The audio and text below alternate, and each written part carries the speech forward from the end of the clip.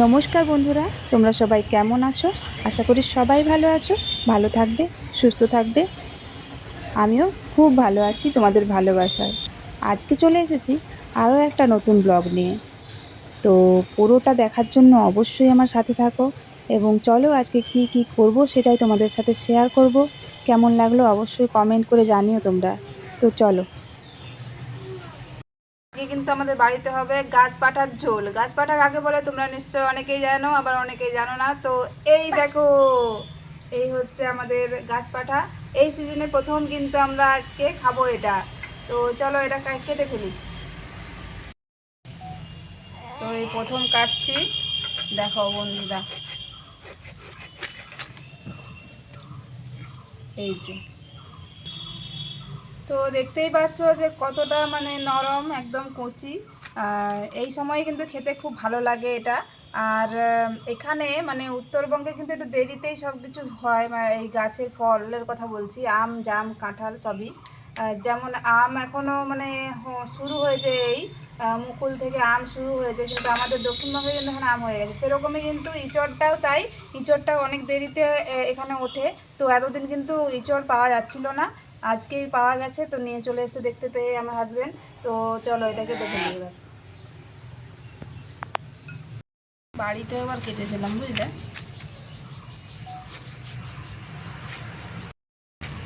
এটা কিন্তু আঠা থাকে, হাতে আমি সরষের তেল মেখে নিয়েছি আগেই, সেই জন্য।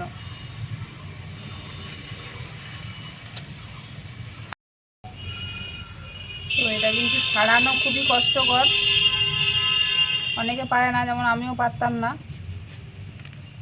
তো আমাদের ওই দক্ষিণবঙ্গের দিকে কিন্তু বাজারে এগুলো কেটেও বিক্রি করে দোকানিরা, কিন্তু এখানে এরকম গোটাই কিনতে হয়, বাড়িতে এসে কাটতে হয়।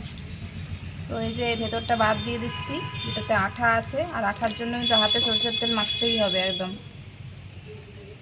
এই যে এরকম করে কাটতে হবে।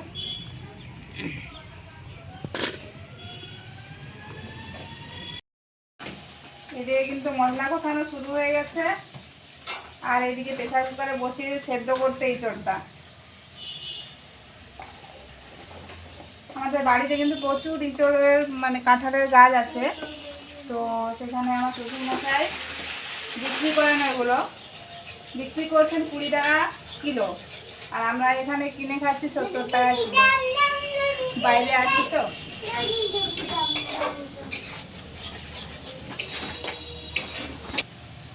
সব তো আর বিক্রি হয় না, বাড়ির গাছের কথা বলছি, সব বিক্রি হয় না, কিছু কিছু থাকে। তো সেগুলো আবার কাঁঠাল হয়, তখন খাওয়া হয়, আবার বিক্রিও হয়।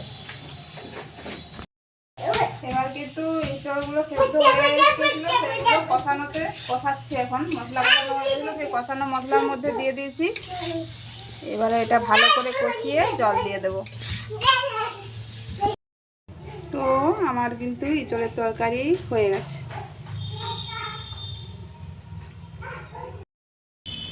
দেখো বন্ধুরা, আজকে তোমাদেরকে আরেকটা জিনিস দেখাবো, সেটা হলো ভুট্টা গাছ। তোমরা আগেও দেখেছো ভুট্টা গাছের ছবি, কিন্তু সেই ভুট্টা গাছে কিন্তু এখন ভুট্টা ধরে গেছে। তো দেখো তোমরা, এই দেখো আমাদের 4টে গাছ, কিন্তু 3টেতে হয়েছে ভুট্টা। তো আমি এটা এখন ভাঙবো।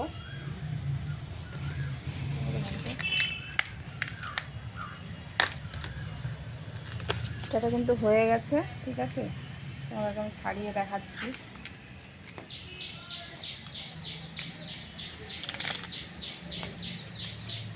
তুলবো।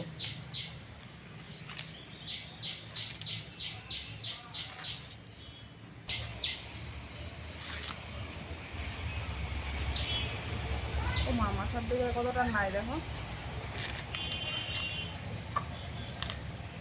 এই দেখো বন্ধুরা, কি সুন্দর হয়েছে, কি সুন্দর হয়েছে।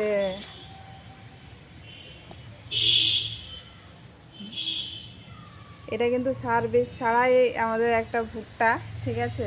আর একটা তুলবো আজকেই, আর এটা কিন্তু এখন পুড়িয়ে খাবো। আর এই সার বিষ দেওয়া হয়নি বলে কিন্তু এখানে পোকা লেগে গেছিলো, দেখতে পাচ্ছ, পোকা লেগে গেছিলো এখানটা একটু। তো চলো এটা পুড়িয়ে পুড়িয়ে দেখাই তোমাদেরকে কেমন হয়। তো এই যে আর একটা ভেঙে নিই, এটাও হয়ে গেছে, ঠিক আছে। দুটো একসঙ্গেই হয়েছিল, প্রথমে দুটো হয়েছিল, কিন্তু দুটো হয় না, একটাই হয়েছে। তো এটাও তুলে নিলাম, আর এটা কিন্তু এবার পুড়িয়ে খাবো। ভীষণ ভালো লাগছে, নিজেদের ভুট্টা গাছে ভুট্টা তুলে ভুট্টা খাচ্ছি। অনেকদিন আগে দাদু একবার লাগিয়েছিল ভুট্টা, সে অনেক ছোটোবেলায়, আর এখন আমরা নিজেরা। এই দেখো, তো এবার কিন্তু ভুট্টাটা পুড়িয়ে নেব।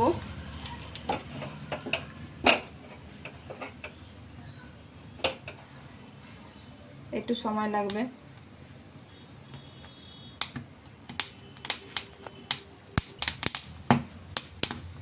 এগুলো কিন্তু আমাদের ওই পাশে দক্ষিণবঙ্গে 20 টাকা পিস, 30 টাকা পিস বিক্রি হয়।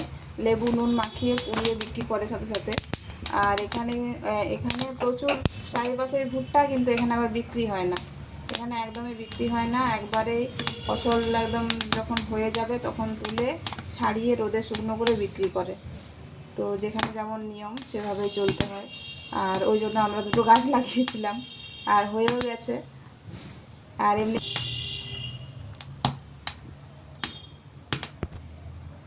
এমনিতে মাঠ থেকে ভেঙে এনে কিন্তু খেতে হয়, অনেকবার খেয়েছি, আর আজকে প্রথমবার নিজের বাড়িরটা খাবো।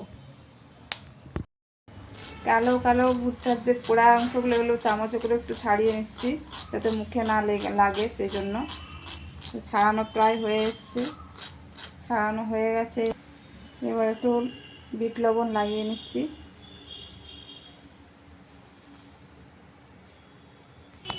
তো ভুট্টা কিন্তু রেডি হয়ে গেছে, এবার আমি খাবো।